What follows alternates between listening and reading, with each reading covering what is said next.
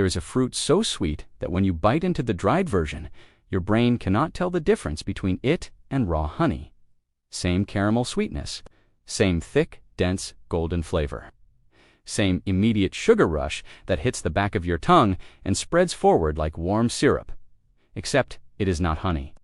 It did not come from a bee. It did not come from a hive. It did not require a beekeeper, a smoker, a suit, a single sting, or a $600 startup kit. It grew on a bush, in dirt, in a forgotten backyard in New Mexico where nobody had watered it since the previous owner died. With zero water beyond what the sky provided, zero spraying, zero pruning, zero fertilizer, zero attention of any kind for decades. And the bush that produced it is still alive, still fruiting, still dropping 80 pounds of honey-flavored fruit every fall, while the beekeeper down the road loses another. 40% of his colony to varroa mites and neonicotinoid pesticides. The fruit is the Jujube Ziziphus, jujuba, known across Asia for 5,000 years as the honey date, the fourth most cultivated fruit tree on planet Earth. Grown on over 5 million acres worldwide, eaten by 2 billion people, and virtually unknown in the country that claims to have the most advanced agricultural system in human history. There are more jujube trees on Earth than apple trees. Let that settle. More jujubes than apples. More jujubes than pears, plums, and cherries combined. The fourth most common fruit on the planet, and you have probably never tasted one. You have probably never seen one. You might not even be able to spell the name. This is not an accident. This is a $20 billion honey industry, a $300 billion processed sugar industry, and a $50 billion fruit industry working exactly as designed, keeping you ignorant of a bush that replaces all three, for free, for 60 years. From a single planting that costs $12, before we get into this, if these stories matter to you, the best way to protect this knowledge is simple. Subscribe, hit the bell, and share this with someone who deserves to know what the food industry prays they never discover. In 1908, a USDA plant explorer named Frank Meyer walked 1,800 miles across northern China, collecting plant specimens for the United States government. He crossed deserts where summer temperatures exceeded 110 degrees. He climbed mountain passes at 12,000 feet where the air cut his lungs. He slept in village inns infested with vermin. He contracted diseases that would eventually destroy his health. He did this because the USDA had sent him to find plants that could transform American agriculture. And because Frank Meyer believed, with the conviction of a man willing to die for it, that the plants of Asia could feed America better than anything the country was currently growing. He was right. The soybeans he collected became a $60 billion American industry. The Chinese pistache he shipped back grows in millions of American landscapes. The disease-resistant peach rootstocks he found still anchor the California peach industry today. But among the dozens of species he shipped back to Washington, one obsessed him more than any other, the jujube. Meyer wrote in his field notes that the jujube was the most important fruit tree in northern China. Not one of the most important, the most important. He documented villages where every household had jujube trees, where the dried fruit was stored in clay jars and eaten through winter as a primary caloric source, where children ate dried jujubes, the way American children ate candy, except the jujube was feeding them iron, vitamin C, and complex carbohydrates, while the candy was rotting their teeth. He shipped hundreds of jujube varieties to the USDA plant introduction station. He wrote detailed cultivation notes. He begged Washington to establish jujube orchards across the American South and Southwest, where the climate was identical to the jujube's native range in northern China.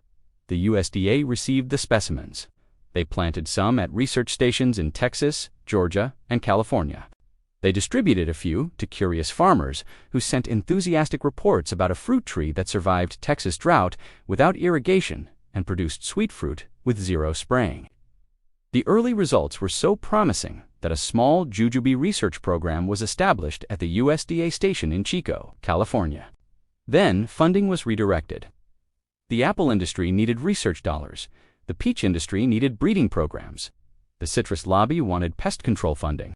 Every established fruit industry with existing political connections and lobbying infrastructure directed research dollars toward their crops and away from a newcomer that threatened to make their spray dependent. Input-heavy, short-lived orchards look embarrassingly inefficient. The USDA published a handful of bulletins about jujube between 1920 and 1950. Then the publications stopped. The research station collection was neglected.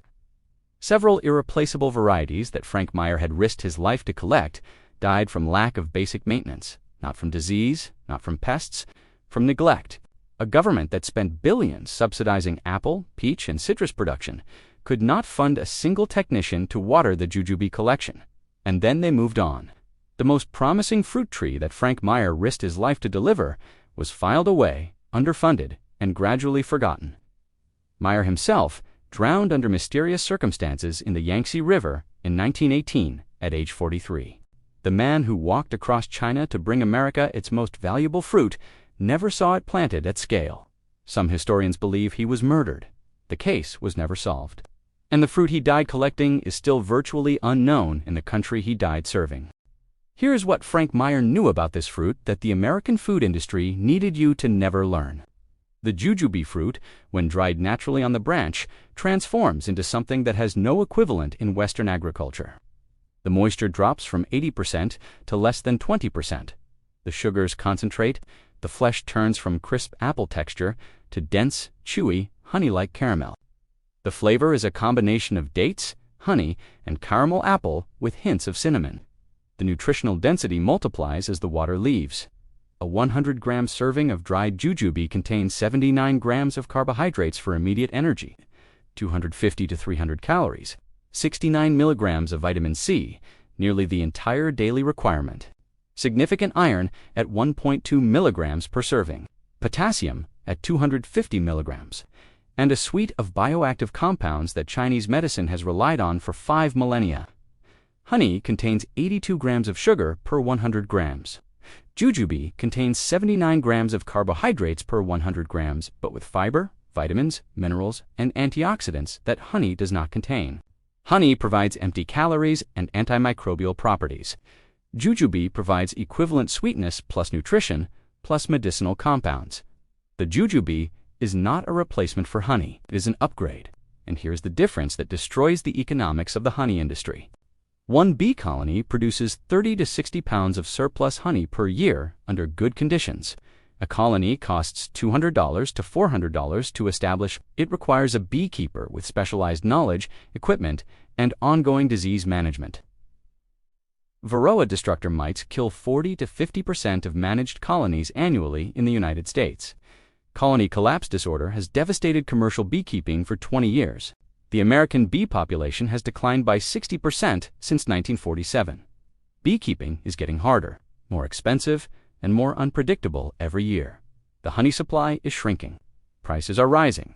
And 76% of honey sold in American grocery stores has been shown to be adulterated with corn syrup or rice syrup by testing conducted by Food Safety News.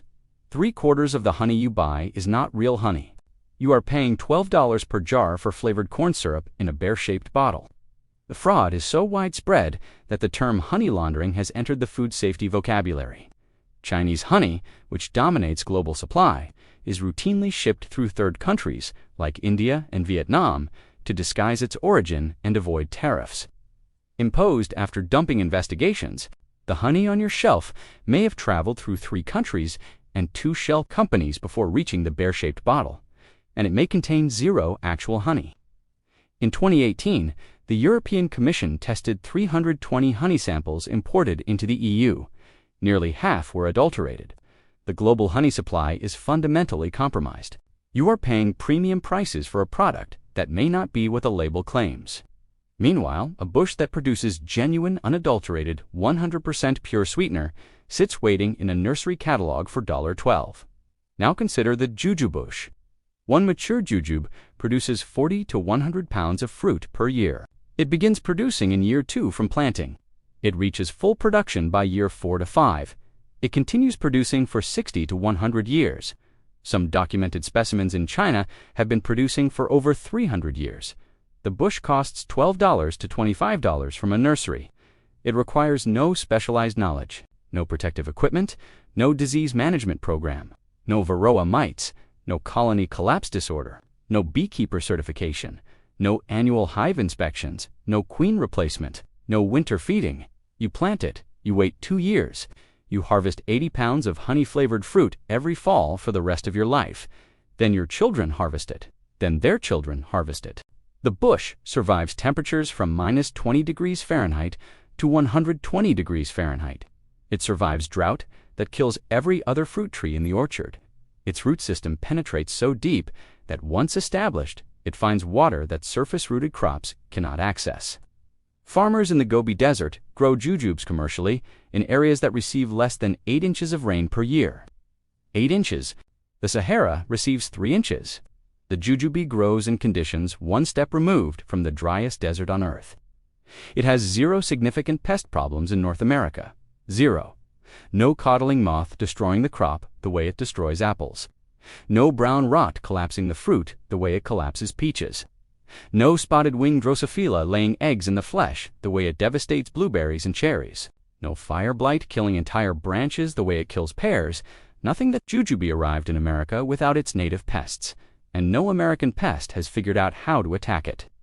The USDA's own pest database lists no major pest or disease of jujube in the continental United States. Every apple grower sprays 15 to 25 times per season. That is not a typo. 15 to 25 chemical applications to produce the fruit that America considers its most wholesome symbol. The apple industry spends $232 million annually on pesticides alone. Every peach grower sprays 12 to 18 times. Every cherry grower sprays 8 to 14 times. The jujube grower sprays 0 times ever, season after season, decade after decade. The sprayer sits in the barn collecting dust, while the jujube bush produces perfect fruit, powered by nothing but sunlight and deep roots. You cannot spray what does not get sick. You cannot sell pesticide to a farmer whose crop has no pests. The $84 billion global pesticide industry has 0 revenue opportunity from a fruit tree that never needs treatment. This is why you have never seen a jujube in a supermarket and why no extension agent has ever recommended one. The fruit does not participate in the chemical economy. It does not generate secondary sales. It does not create customers for sprays, powders, traps, or consultants. It just produces food, quietly, cheaply, permanently.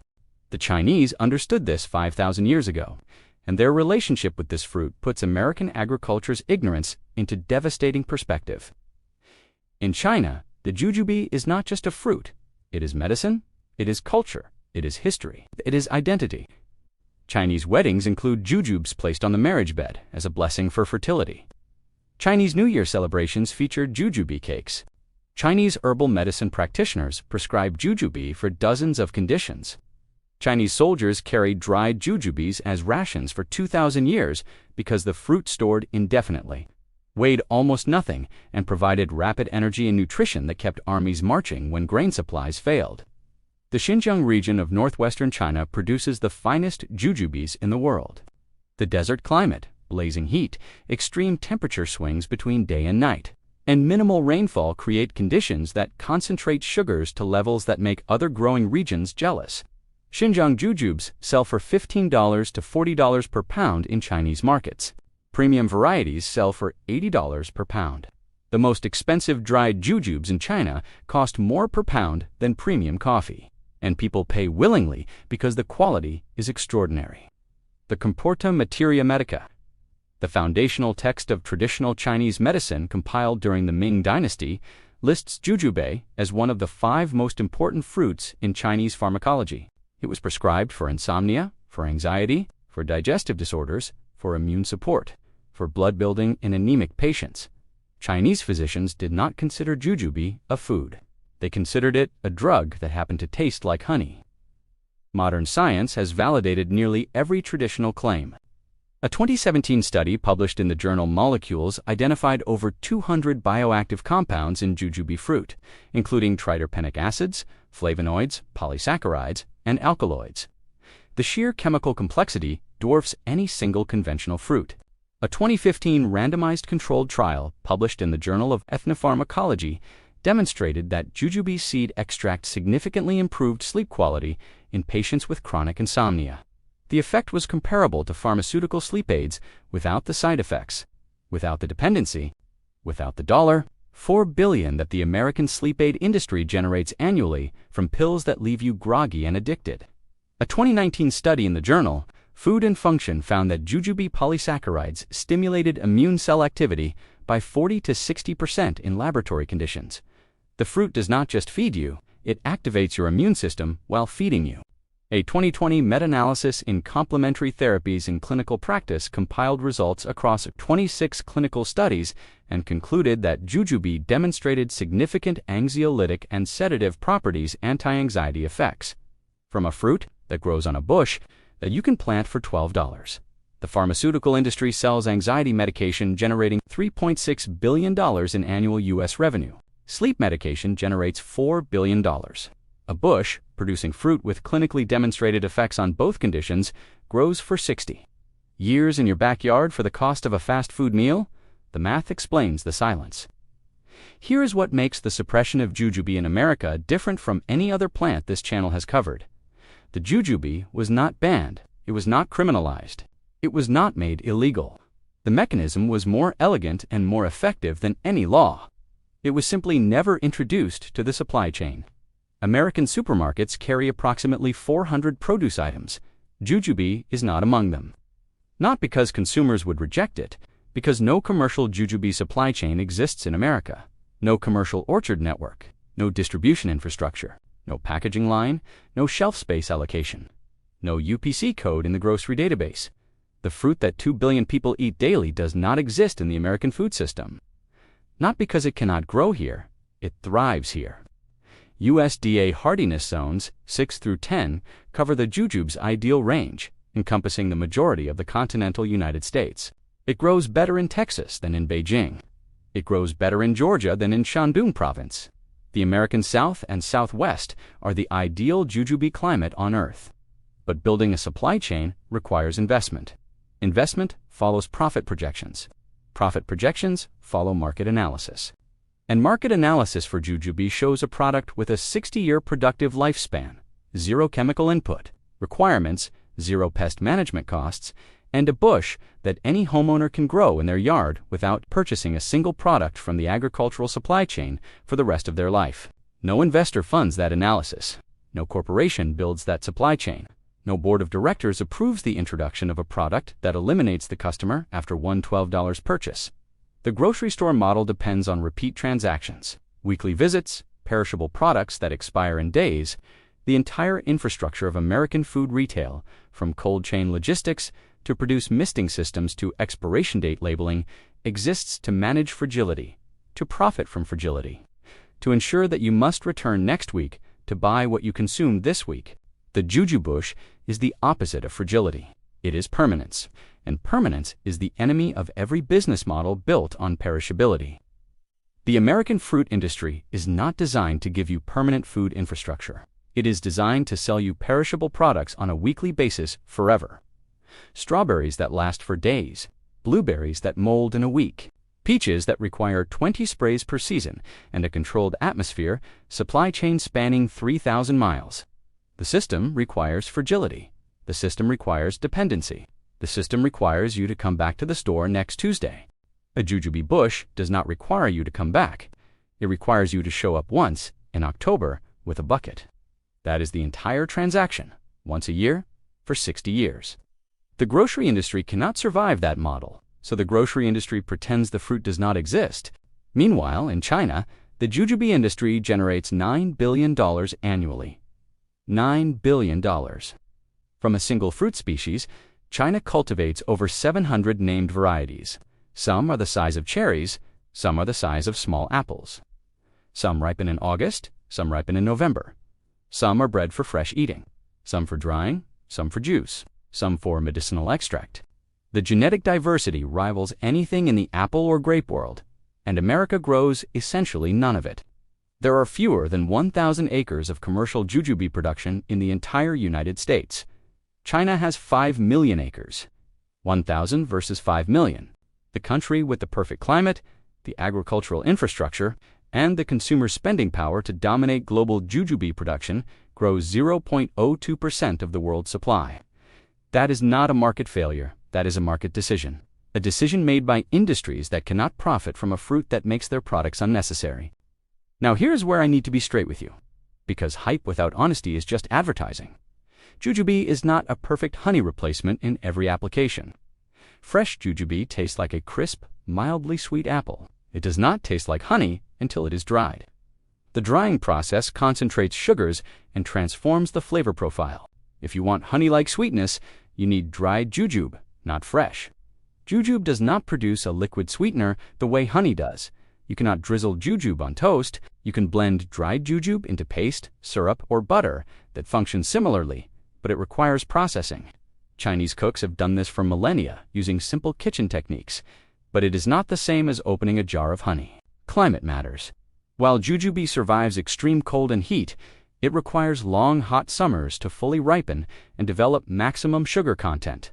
In zones 5 and below, fruit may not ripen completely before frost. In cool maritime climates like the Pacific Northwest, sugar development may be insufficient for drying. The plant grows everywhere. The fruit quality peaks in hot, dry summers. Cross-pollination improves yield. Most jujube varieties are partially self-fertile, but planting 2 or more varieties increases fruit set by 50 to 100%. 1 bush works, 2 bushes work better. This is not a limitation so much as an opportunity to grow to varieties and extend your harvest season by a month. I am telling you this because the plant deserves accuracy, not mythology. It is remarkable enough, without exaggeration, a fruit that dries itself on the branch into honey-flavored food, survives extreme conditions, produces for decades, and requires 0 chemical inputs, does not need embellishment. It needs planting. Here is your action plan. Buy 2 jujube trees from a specialty nursery. The 2 best varieties for American growers are Lee and Lang.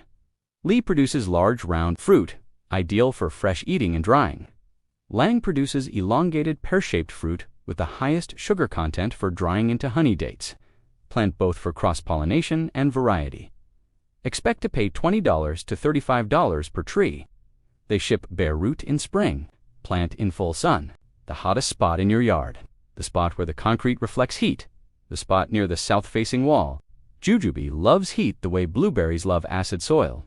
Give it what it craves. Dig a hole twice the width of the root system. Plant at the same depth as the nursery mark on the trunk. Water weekly for the first growing season. After year 1, stop watering entirely unless you live in true desert conditions below 10 inches of annual rainfall. The root system will find its own water. It has been doing this in Chinese deserts for 5,000 years. Trust it. Do not fertilize. Jujube is adapted to poor alkaline soils that would kill blueberries and struggle to support apples. Excess nitrogen produces vegetative growth at the expense of fruit. The tree does not want your fertilizer. The fertilizer company wants you to buy it anyway. Ignore them. Save that $1.35. One additional fact that the nursery industry hopes you overlook. Jujube spreads by root suckers. Underground, the root system sends up new shoots that become independent bushes. 1 tree becomes 2, 2 becomes 4. Within a decade, a single $12 purchase has become a grove without spending another cent. You can dig up the suckers and transplant them anywhere. Give them to neighbors. Start an orchard. The bush propagates itself. For free, without anyone's permission or anyone's patent. In year 2, you will see first fruits. Small, scattered, exploratory. The tree is testing its new home. By year 4, production accelerates. By year 7, you are harvesting 40 to 60 pounds. By year 10, full production of 80 to 100 pounds per bush annually. To make honey dates, do nothing. Literally nothing. Leave the fruit on the tree until it wrinkles and turns dark reddish-brown. This happens naturally as fall temperatures cool and humidity drops. The fruit dries itself on the branch. No dehydrator required. No processing. No energy input. The bush produces packages and preserves its own product while hanging in the air. Pick when wrinkled and chewy. Store in a jar at room temperature. They keep for 12 months without refrigeration. Some Chinese families store dried jujubes for 2 to 3 years in clay vessels. The economics are elegant. 2 trees cost $50 total. They produce for 60 years minimum. At mature production of 160 pounds combined annually, at dried jujube market prices of $8 to $15 per pound. Compare that to honey. To bee colonies cost $400 to $800 to establish. Annual management costs run $200 to $500 per colony. Annual colony replacement due to DOFS averages 40%. Over 60 years, a beekeeper spends $50,000 to $100,000 maintaining 2 colonies that produce less sweetener than 2 jujube trees that cost $50 once and never require management again. The jujube does not get colony collapse. The jujube does not require antibiotics for foul brood. The jujube does not suffer from varroa mites. The jujube does not need sugar water feeding in winter. The jujube does not sting your children. The jujube does not die when the neighboring farm sprays neem. There is a Chinese proverb that predates recorded history. It says, "Eating 3 jujubes a day keeps you young forever." The Western version, "An apple a day keeps the doctor away," was popularized in the 1860s. The Chinese were saying it about jujubes 3,000 years earlier, and the nutritional data suggests the Chinese proverb was more accurate. But China is not the only civilization that understood this fruit. Korea cultivates jujubes as a ceremonial food. They appear in every traditional Korean wedding as a symbol of fertility and abundance. Iranian cuisine features jujube in dozens of dishes. Pakistani and Indian communities grow jujube varieties called bear that have been cultivated for 4,000 years. The fruit crosses civilizations, religions, climates, and continents. It is one of the few foods that appears independently in the agricultural traditions of cultures that never communicated with each other. When a fruit appears on 3 continents independently across 5,000 years of human history, it is not a coincidence. It is a consensus. Billions of people across thousands of years arrived at the same conclusion. This fruit is essential. In America, with perfect growing conditions and the world's largest consumer market, grows essentially none. Frank Meyer walked 1,800 miles to bring this fruit to you. He crossed deserts and mountains and rivers. He ate food that made him sick. He slept in places that would horrify a modern traveler. He sent back hundreds of varieties with detailed growing instructions written in careful handwriting by lamplight in village inns. He wrote letters begging Washington to take this seriously. He told them this fruit could change American agriculture forever. He told them this bush could feed families in conditions where nothing else survived. He was ignored. Then he was forgotten. Then he died at 43, possibly murdered. In a river 6,000 miles from the research station, where his specimens sat in pots, waiting for a planting program that never came. His body was recovered downstream 3 days later. His notebooks were shipped to Washington in a wooden crate. His legacy was filed in a cabinet. His jujubes survived him. They are still fruiting today. 117 years later, his jujube varieties are still in the USDA germplasm collection. Still alive, still fruiting, still waiting for a nation to notice what one man gave his life to deliver. The honey industry does not want you planting jujubes. The sugar industry does not want you knowing they exist. The pharmaceutical industry does not want you growing a bush that addresses insomnia and anxiety without a prescription. The fruit industry does not want you harvesting 80 pounds of sweetener from your backyard every October while their strawberries rot on the shelf after 4 days. The jujube does not care about any industries. It does not understand supply chains. It does not respond to market analysis or investor projections or grocery store shelf space allocations. It just fruits every fall, without fail, without asking, for 60 years, dropping honey from its branches for anyone patient enough to plant it and wise enough to wait 2 seasons for the first harvest. 2 trees, $50, 60 years of pure sweetness. No bees required. If this opens something for you, subscribe and hit the bell. Every like and every share helps spread this knowledge. The next one drops soon.